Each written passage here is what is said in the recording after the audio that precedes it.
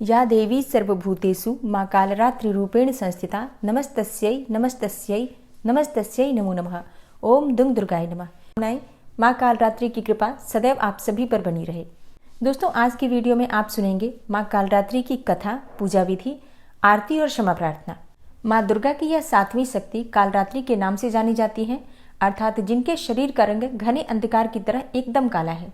और जैसा कि नाम से ही पता चलता है कि मां कालरात्रि का रूप भयानक है। सिर के बाल बिखरे हुए हैं और गले में विद्युत की तरह चमकने वाली माला है। अंधकारमय स्थितियों का विनाश करने वाली शक्ति है कालरात्रि। काल से भी रक्षा करने वाली शक्ति है कालरात्रि। इस देवी के 3 नेत्र हैं और ये तीनों ही नेत्र ब्रह्मांड के समान गोल हैं। इनकी सांसों से अग्नि निकलती रहती है और ये गर्दभ की सवारी करती हैं। ऊपर उठे हुए दाहिने हाथ की वर मुद्रा भक्तों को वर देती है। दाहिनी ही तरफ का नीचे वाला हाथ अभय मुद्रा में है, यानी भक्तों हमेशा निडर और निर्भय रहो। बाईं तरफ के ऊपर वाले हाथ में लोहे का कांटा तथा नीचे वाले हाथ में खड्ग है। इनका रूप भले ही भयंकर हो, लेकिन ये सदैव शुभ फल देने वाली मानी गई हैं, इसलिए ये शुभंकरी कहलाती हैं। अर्थात इनसे भक्तों को किसी भी प्रकार से भयभीत या आतंकित होने की कतई आवश्यकता नहीं है। उनके साक्षात्कार से भक्त पुण्य का भागी बनता है। कालरात्रि की उपासना करने से ब्रह्मांड की सारी सिद्धियों के दरवाजे खुल जाते हैं और तमाम आसुरी शक्तियां उनके नाम के उच्चारण से ही भयभीत होकर दूर भागने लगती हैं। इसलिए दानव, दैत्य, राक्षस और भूत प्रेत सब उनके स्मरण मात्र से ही भाग जाते हैं। ये ग्रह बाधाओं को भी दूर करती हैं, जैसे शनि की 7.5 ढैया, राहु या केतु जनित पीड़ा, किसी भी प्रकार के बुरे ग्रहों की दशा से अगर आप परेशान हैं तो मां कालरात्रि सब प्रकार के ग्रह दोषों का विनाश करती हैं और भक्तों के अग्नि, जल, जंतु, शत्रु और रात्रि भय दूर हो जाते हैं। इनकी कृपा से भक्त हर तरह के भय से मुक्त हो जाता है। पौराणिक कथा के अनुसार एक बार रक्तबीज नामक एक दैत्य ने चारों ओर हाहाकार मचा रखा था। उसके आतंक से मानव से लेकर देवता तक सभी परेशान थे। रक्तबीज को ऐसा वरदान प्राप्त था कि उसके रक्त की बूंद धरती पर गिरते ही उसी के समान एक और शक्तिशाली दैत्य तैयार हो जाएगा। फिर इस तरह उसकी सेना तैयार होती गई और उसका आतंक भी बढ़ता चला गया। रक्तबीज से परेशान होकर सभी देवतागण भगवान शिव के पास पहुंचे और भगवान शिव भी जानते थे कि रक्तबीज का अंत केवल माता पार्वती ही कर सकती हैं। इसलिए उन्होंने माता पार्वती से अनुरोध किया। तब माता पार्वती ने अपनी शक्ति और तेज से मां कालरात्रि को उत्पन्न किया। मां कालरात्रि का रूप रौद्र और विकराल था। गर्दभ की सवारी, काला रंग, खुले केश, गले में मुंडमाला, एक हाथ वर मुद्रा में, एक हाथ अभय मुद्रा में, एक हाथ में लोहे का कांटा और एक हाथ में खड्ग। मां कालरात्रि ने रक्तबीज का वध करते हुए उसके शरीर से निकलने वाली रक्त के बूंद को जमीन पर गिरने से पहले ही पी लिया और इस तरह से मां कालरात्रि ने रक्तबीज के आतंक से मानव और देवताओं को मुक्त कराया। मां के इस रूप को कालरात्रि और कालिका भी कहा जाता है। मां कालरात्रि की पूजा के लिए सप्तमी तिथि के दिन प्रातःकाल जल्दी उठना चाहिए। उठकर नित्य कर्मों से निवृत्त होकर स्नान कर लीजिए। स्नान करने के बाद साफ स्वच्छ वस्त्र धारण करके मां की आराधना करनी चाहिए। मां कालरात्रि की पूजा में सात्विक रंगों के वस्त्र धारण किए जाते हैं, जैसे कि लाल, या फिर आप चाहे तो नीले रंग के वस्त्र भी धारण कर सकते हैं। तो स्नान करके सबसे पहले भगवान सूर्यदेव को जल अर्पित कीजिए। फिर उसके बाद अपने घर के मंदिर में आ जाइए जहां पर आपने मां दुर्गा की चौकी स्थापित की है। विधि विधान से आपको मां दुर्गा की पूजा करनी है, लेकिन इससे पहले जो भी चौकी पर देवी देवता विराजित हैं, जैसे कि कलश देवता, भगवान गणपति, नवग्रह मंडल, षोडश मातृका या फिर ज्वारे आपने बो रखे हैं, अखंड दीपक प्रज्वलित कर रखा है, तो पहले उसकी पूजा कर लीजिए। पंचोपचार विधि से धूप, दीप, अक्षत पुष्प इत्यादि ये चीजें अर्पित करके सभी देवी देवताओं की पूजा करने के बाद मां कालरात्रि का ध्यान करके और उनके विधि विधान से पूजा कीजिए। अपने हाथ में अक्षत और पुष्प लेकर मां कालरात्रि का ध्यान कीजिए। मां कालरात्रि का ध्यान मंत्र है या देवी सर्वभूतेषु मां कालरात्रि रूपेण संस्थिता नमस्तस्यै नमस्तस्यै नमस्तस्यै नमो नमः। इस मंत्र के द्वारा मां कालरात्रि का ध्यान करके और आपके हाथ में जो सामग्री है, पुष्प और अक्षत, मां के चरणों में अर्पित कर दीजिए। इसके बाद विधि विधान से आप मां कालरात्रि की पूजा कर सकते हैं, जैसे कि धूप, दीप, अक्षत पुष्प इत्यादि जो भी आपके पास सामग्री है, मां को एक एक करके अर्पित कीजिए। मां को आज लाल, गुड़हल और गुलाब के पुष्प अर्पित करने चाहिए और भोग में मां को गुड़ बहुत प्रिय है, तो गुड़ से बनी हुई मिठाइयाँ या फिर सिर्फ गुड़ भी अर्पित कर सकते हैं। दोस्तों, आज की वीडियो में आप सुनेंगे दुर्गा सप्तशती का 12वां और 13वां अध्याय। तो सबसे पहले दुर्गा सप्तशती के 12वें अध्याय का पाठ करेंगे, जिसमें देवी चरित्रों के पाठ का महात्म्य भगवती जगदम्बा देवताओं से बता रही हैं। तो माँ दुर्गा का ध्यान करके ओम नमः चंडिकाय इस मंत्र का उच्चारण कीजिए। उसके बाद पूरे भक्तिभाव से इस कथा का श्रवण करते हैं। देवी बोली, हे देवताओं, जो एकाग्र चित्त होकर प्रतिदिन इन स्तुतियों से मेरा स्तवन करेगा उसकी सारी बाधा मैं निश्चय ही दूर कर दूंगी। जो मधुकैटभ का नाश, महिषासुर का वध तथा शुंभ निशुंभ के संहार के प्रसंग का पाठ करेंगे तथा अष्टमी, नवमी और चतुर्दशी को भी जो एकाग्र चित्त होकर भक्ति पूर्वक मेरे उत्तम महात्म्य का श्रवण करेंगे, उन्हें कोई पाप नहीं छू सकेगा। उन पर पाप जनित आपत्तियां भी नहीं आएंगी। उनके घर में कभी दरिद्रता नहीं होगी तथा उनको कभी प्रेमी जनों के बिछोह का कष्ट भी नहीं भोगना पड़ेगा। इतना ही नहीं, उन्हें शत्रु से, लुटेरों से, राजा से, शस्त्र से, अग्नि से तथा जल की राशि से भी कभी भय नहीं होगा। इसलिए सबको एकाग्रचित्त होकर भक्तिपूर्वक मेरे इस महात्म्य को सदा पढ़ना और सुनना चाहिए। यह परम कल्याणकारक है। मेरा महात्म्य महामारी जनित समस्त उपद्रवों तथा आध्यात्मिक आदि तीनों प्रकार के उत्पातों को शांत करने वाला है। मेरे जिस मंदिर में प्रतिदिन विधि पूर्वक मेरे इस महात्म्य का पाठ किया जाता है, उस स्थान को मैं कभी नहीं छोड़ती। वहां सदा ही मेरा सन्निधान बना रहता है। बलिदान, पूजा, होम तथा महोत्सव के अवसरों पर मेरे इस चरित्र का पूरा पाठ और श्रवण करना चाहिए। ऐसा करने पर मनुष्य विधि को जानकर या बिना जाने भी मेरे लिए जो बलि, पूजा या होम आदि करेगा, उसे मैं बड़ी प्रसन्नता के साथ ग्रहण करूंगी। शरद काल में जो वार्षिक महापूजा की जाती है, उस अवसर पर जो मेरे इस महात्म्य को भक्तिपूर्वक सुनेगा, वह मनुष्य मेरे प्रसाद से सब बाधाओं से मुक्त तथा धन, धान्य एवं पुत्र से संपन्न होगा। इसमें तनिक भी संदेह नहीं है। मेरे इस महात्म्य, मेरे प्रादुर्भाव की सुंदर कथाएं तथा युद्ध में किए हुए मेरे पराक्रम सुनने से मनुष्य निर्भय हो जाता है। मेरे महात्म्य का श्रवण करने वाले पुरुषों के शत्रु नष्ट हो जाते हैं, उन्हें कल्याण की प्राप्ति होती है तथा उनका कुल आनंदित रहता है। सर्वत्र शांति कर्म में बुरे स्वप्न दिखाई देने पर तथा ग्रह जनित भयंकर पीड़ा उपस्थित होने पर मेरा महात्म्य श्रवण करना चाहिए। इससे सब विघ्न तथा भयंकर ग्रह पीड़ाएं समाप्त हो जाती हैं। बाल ग्रहों से आक्रांत हुए बालकों के लिए यह महात्म्य शांतिकारक है तथा मनुष्यों के संगठन में फूट होने पर यह अच्छी प्रकार मित्रता कराने वाला होता है। यह महात्म्य समस्त दुराचारियों के बल का नाश करने वाला होता है। इसके पाठ मात्र से राक्षसी, भूतों और पिशाचों का नाश हो जाता है। मेरा यह सब महात्म्य मेरे सामीप्य की प्राप्ति कराने वाला है। सम्यक प्रकार पुष्प, अर्घ्य, धूप, दीप, गंध आदि उत्तम सामग्रियों द्वारा पूजन करने से, ब्राह्मणों को भोजन कराने से, होम करने से, प्रतिदिन अभिषेक करने से, नाना प्रकार के अन्य भोगों का अर्पण करने से तथा दान देने आदि से 1 वर्ष तक जो मेरी आराधना की जाती है और उससे मुझे जितनी प्रसन्नता होती है, उतनी प्रसन्नता मेरे इस उत्तम चरित्र का एक बार श्रवण करने मात्र से हो जाती है। यह महात्म्य श्रवण करने पर पापों को हर लेता और आरोग्य प्रदान करता है। मेरे प्रादुर्भाव का कीर्तन समस्त भूतों से रक्षा करता है तथा मेरा युद्ध विषयक चरित्र दुष्ट दैत्यों का संहार करने वाला होता है। इसके श्रवण करने पर मनुष्यों को शत्रु का भय नहीं रहता। हे देवताओं, तुमने और ब्रह्मर्षियों ने जो मेरी स्तुतियां की हैं तथा ब्रह्मा जी ने जो स्तुतियां की हैं, वे सभी कल्याणमयी बुद्धि प्रदान करती हैं।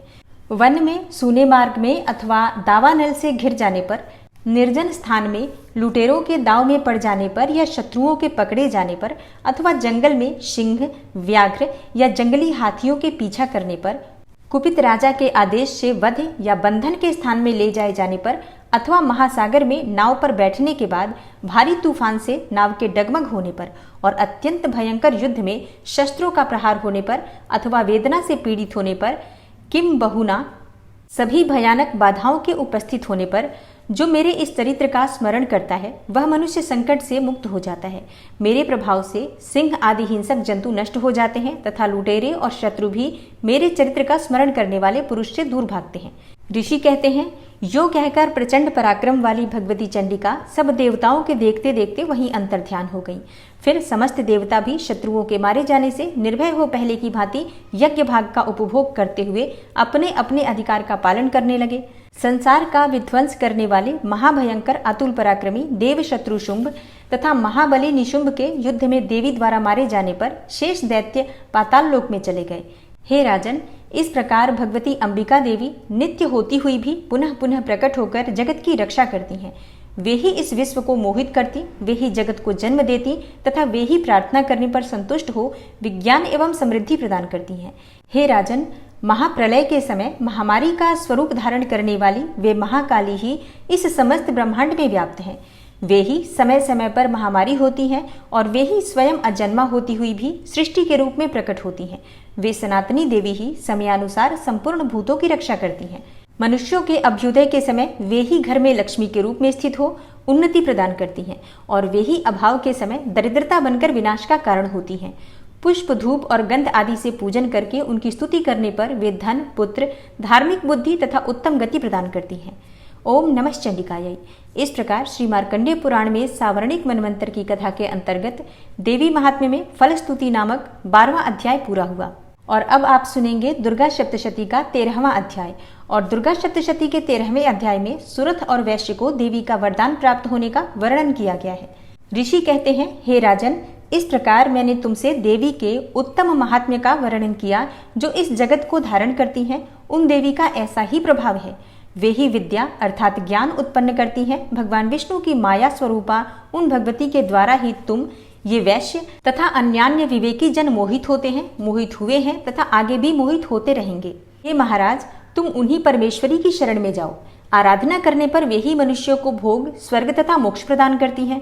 मार्कंडेय जी कहते हैं, हे क्रौष्टकी जी, मेधा मुनि के ये वचन सुनकर राजा सुरथ ने उत्तम व्रत का पालन करने वाले उन महाभाग महर्षि को प्रणाम किया।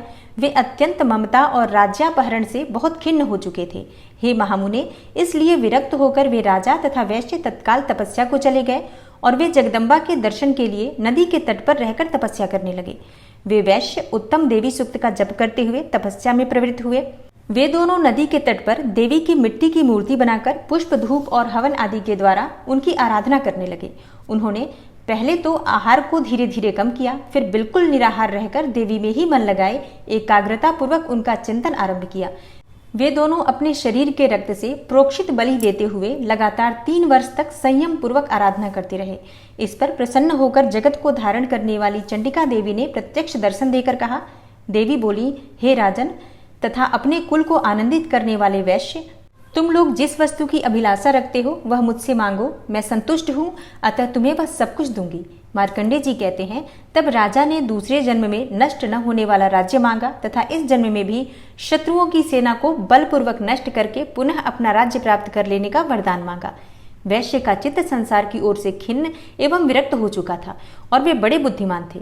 अतः उस समय तो उन्होंने ममता और अहंता रूप आसक्ति का नाश करने वाला ज्ञान मांगा। देवी बोली, हे राजन, तुम थोड़े ही दिनों में शत्रुओं को मारकर अपना राज्य प्राप्त कर लोगे। अब वहां तुम्हारा राज्य स्थिर रहेगा।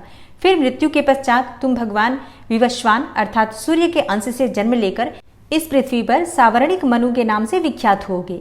वैश्यवर्य, तुमने भी जिस वर को मुझसे प्राप्त करने की इच्छा की है उसे देती हूँ। तुम्हें मोक्ष के लिए ज्ञान प्राप्त होगा। मार्कंडेय जी कहते हैं, इस प्रकार उन दोनों को मनोवांछित वरदान देकर तथा उनके द्वारा भक्ति पूर्वक अपनी स्तुति सुनकर देवी अंबिका तत्काल अंतर्ध्यान हो गई।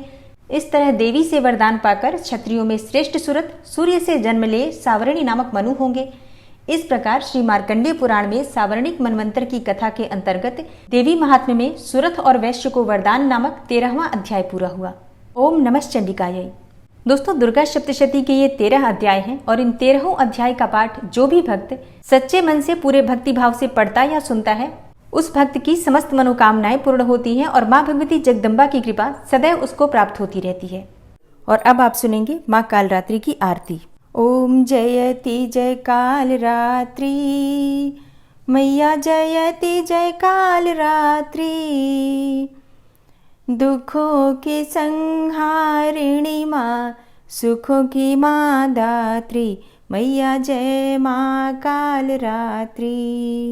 रूप भयंकर माँ का दुष्ट सदा कांपे, मैया से दुष्ट सदा कांपे, भक्त सदा हर सावे, रिद्धि सिद्धि पाते, मैया जय माँ कालरात्रि।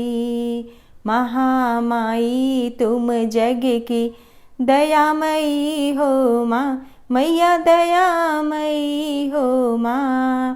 भैरवी भद्रकाली चामुंडा कई नाम, मैया जय माँ कालरात्रि। सप्तम नवरात्रि में साधक धरता ध्यान, मैया का साधक करता ध्यान, सिद्धियाँ भक्त जन पावे, मिटता हर अज्ञान। मैया जय माँ काल रात्रि।